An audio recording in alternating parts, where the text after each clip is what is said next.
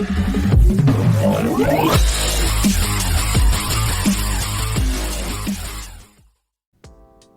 it going, everyone? Welcome back to Bubbles BuzzerBeater, the official BuzzerBeater YouTube channel. And today I wanted to do another one of my how-to guides. I haven't done one of those in a while, and I wanted to focus on something that I didn't really have to think about for a long time once I was an established manager, as my arena was finished a long time ago. But now that I'm starting fresh again, the arena is something that I've been more interested in, and I also wanted to kind of go more in depth on the infrastructures and the different arena upgrades you can have. So first and foremost, for BuzzerBeater, there's been a lot of talk about, whether new users start out with a big enough arena, what that looks like. That's kind of for you guys to discuss, but what teams start out right now are for if you're starting on a main team, so just brand new account on BuzzerBeater, you'll see you start out with 5,438 bleachers, which sounds weird, but you'll realize that it's to get to 6,000 total capacity. So the 500 lower tier, 60 courtside, and 2 luxury boxes, all that together comes up to 6,000. And then if you start a second Utopia team, then that is going to be slightly less, where you're at 4,500 bleachers, 450 lower tier, 50 courtside, and no luxury boxes to start. So that's kind of what you start out with for a fresh team.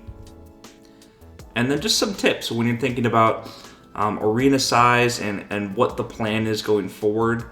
Obviously, something that's pretty common knowledge, but just a good reminder, is that you always want to max out your courtside seats in luxury boxes. So they both cap out at a certain number, whereas lower tier and bleachers don't cap out for a long time.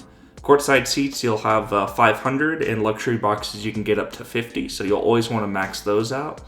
And then the other thing to keep in mind is that you'll never want to build above roughly 21,000, 22,000 total seats.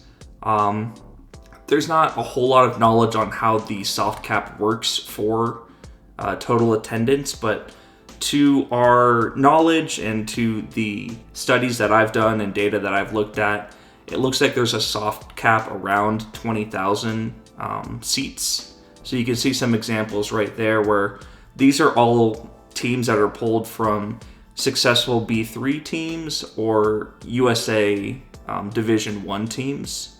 So you'll see a lot of them are, hovering right around the top end of 19,000, with some games slightly above the 20,000 mark, but you don't see a single game above 21,000.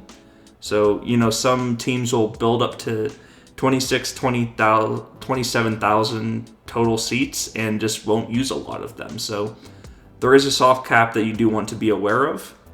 And then the general consensus for how to build your arena, you'll see some different stuff and people recommend different things. The standard, I think, for me is at least 14,000 bleachers and at least 4,000 lower tier. And then you have about 2,000 to 3,000 flexible seats that you can assign to either one of those two areas.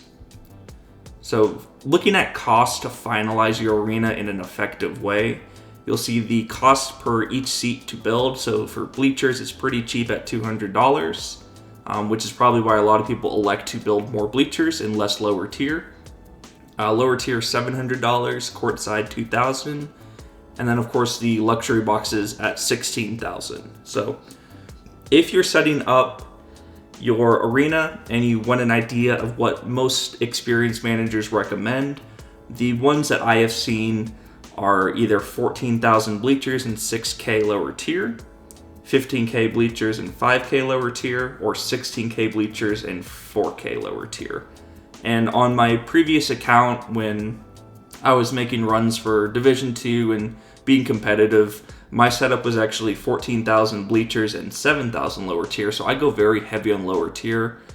So that first one is the one that I gravitate more towards. And then towards the right of those charts, you'll see the total cost to build between 6 million and a little bit over 7 million for a finalized arena that I think is effective. You will see some teams that go much heavier on bleachers and, you know, have 19,000 bleachers and not much lower tier at all. I don't think that's the best way to optimize your arena. So this is kind of what I go by, but you can always ask around in the forums as well if people have other opinions. Now, how to manage pricing. So once you have your arena set up, that's kind of the easy part. The hard part is day in and day out kind of managing the prices for your seats to make sure you're maximizing the revenue that you're bringing in. So what I use and what a lot of managers use to get the best bang for their buck is BuzzerManager.com. So for those of you that don't know what it is a different site that has actually accessed your BuzzerBeater team, and it helps with like salary tools, looking at your roster, looking at your schedule, and then there's also a arena management tool on there. So if you don't know what this site is and haven't set it up yet, it's very easy to set up. You'll actually just go on BuzzerBeater in your preferences, and then where it says create/change access key, you'll just type in your current password and then create an access key. Very important to make this different from your BuzzerBeater password, just because it will be on another site. So set up that access key, and then it'll say successfully activated or access key set up successfully. It'll say something down there below in green when you do set it up.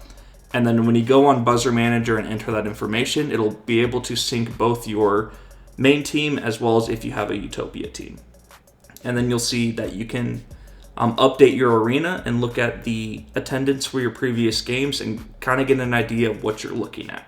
So a more in-depth look for this arena tool is you can see the recommendation up at the top. This is one that I haven't changed at all yet, so I'll probably go through and adjust my prices here in a little bit. So you can see it'll say for bleachers, do nothing, your bleachers are fine.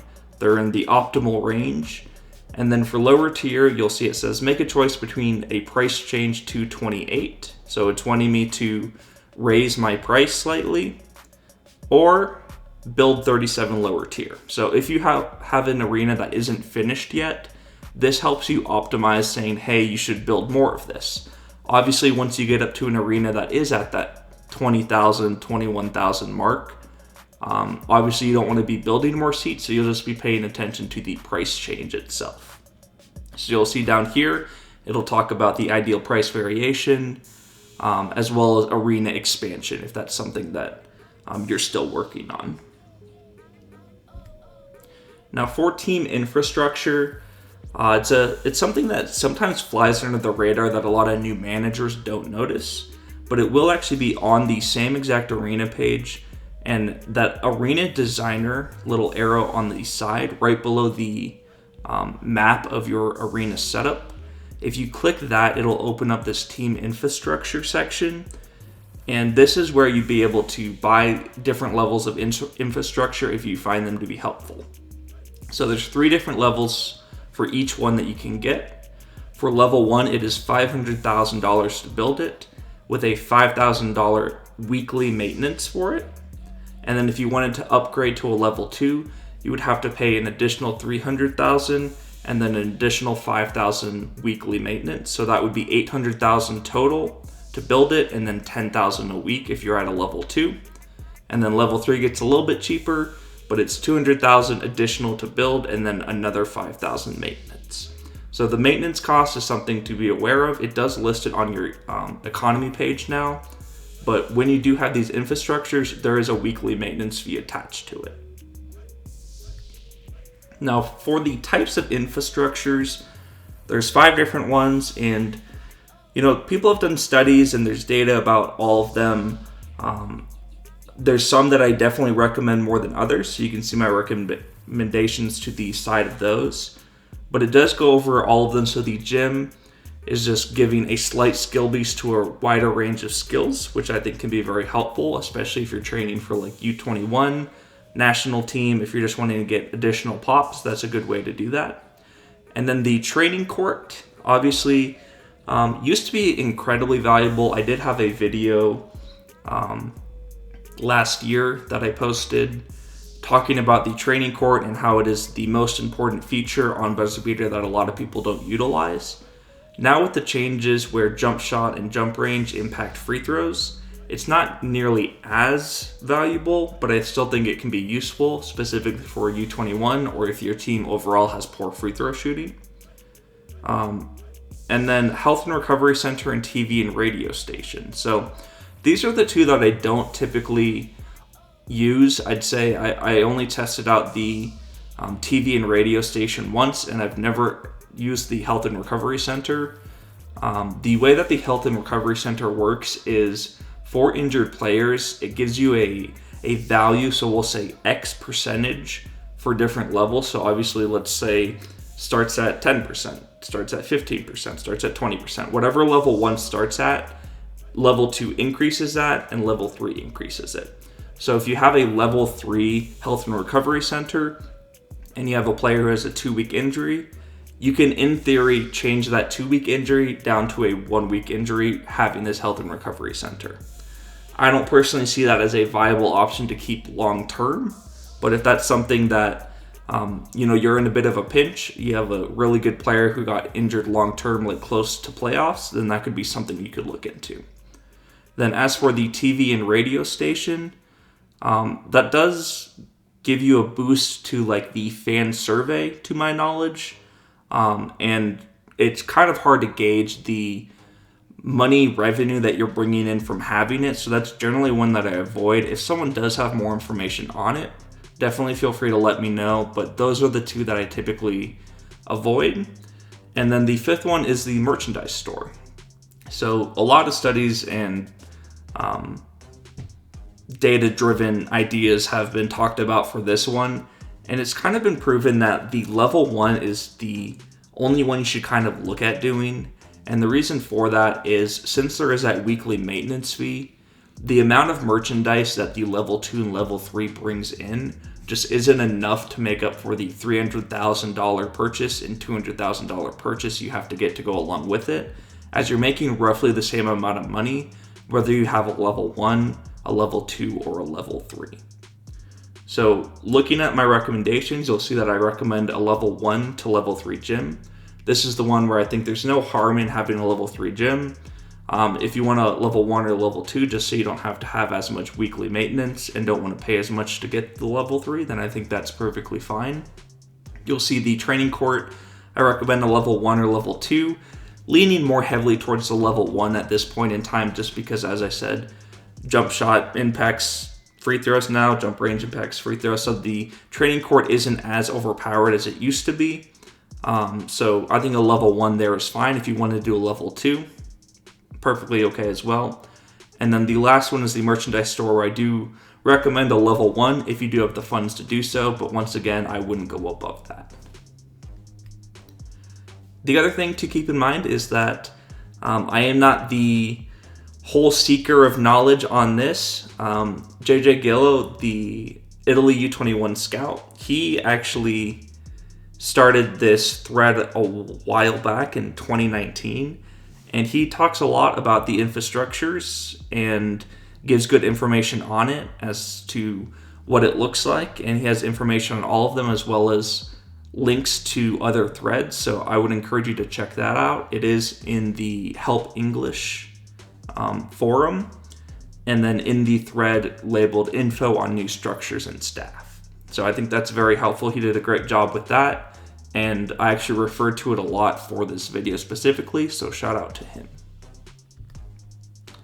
Now, the last thing I wanted to discuss was the upgraded arenas that not a lot of people use because they're very expensive to add on. If you have buttloads of money, then it's easier to do it. But if you don't have a lot of cash, then these arenas aren't easy to purchase. It's also important to note that once you buy it, you can't break it down like some of the other ones and get money back. So once you buy it, it's yours, and a lot of it's like a huge down payment. But you'll see right here, this chart is a chart based on the data that people have collected on the different arenas. So there's arena upgrades ranging from the $200,000 arena all the way up to the $4 million arena. And then it talks about the profit after certain weeks. You'll see after 5 seasons or 50 weeks, 7 seasons or 100 weeks, 11 seasons or 150 weeks, and then 14 seasons or 200 weeks. And then any number that's in the parentheses is going to be net negative value for now.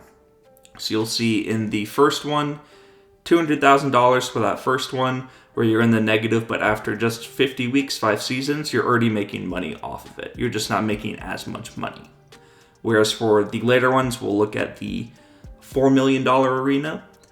You're staying net negative, so you're not making your money back until after, 14 seasons where you finally made $800,000. But after that, it is just instant money. You don't have to worry about it. There's no additional maintenance costs. There's nothing attached to it. So if you can afford a $2 million arena upgrade or $4 million arena upgrade, long term, that really is your best bet. It's just a matter of if you're willing to do that. And obviously, you have to wait a long time for it to kick in to help you later on. But a lot of these are features that people don't use, people aren't aware of. And I just wanted to point it out that they can be very helpful, where the first 3, you're making profit after 7 seasons. And then the last 2 take a little bit longer, but can be very helpful down the line, especially if you're planning on staying on BuzzerBeater for a long time like I am. So I will probably look into a $2 million arena is kind of my plan. Might be a little bit before I can get there, but that is the plan for now once I finish upgrading it. So now I'm curious to hear from you guys. I just want to see, what is your arena setup and what infrastructures do you have? Do you have any strong opinions about arena size? Which infrastructures are better than others? Which ones you avoid? Give me a comment down below and let me know what you guys use for your setup. And until next time, I appreciate you guys listening to the video. I think this is going to be a very helpful one for a long time, and I spent a lot of time on it. So give me a like on this video. Please subscribe as well. We're getting very close to 400 subscribers, so I appreciate it. And until next time, hope you guys have a good one. Bye-bye.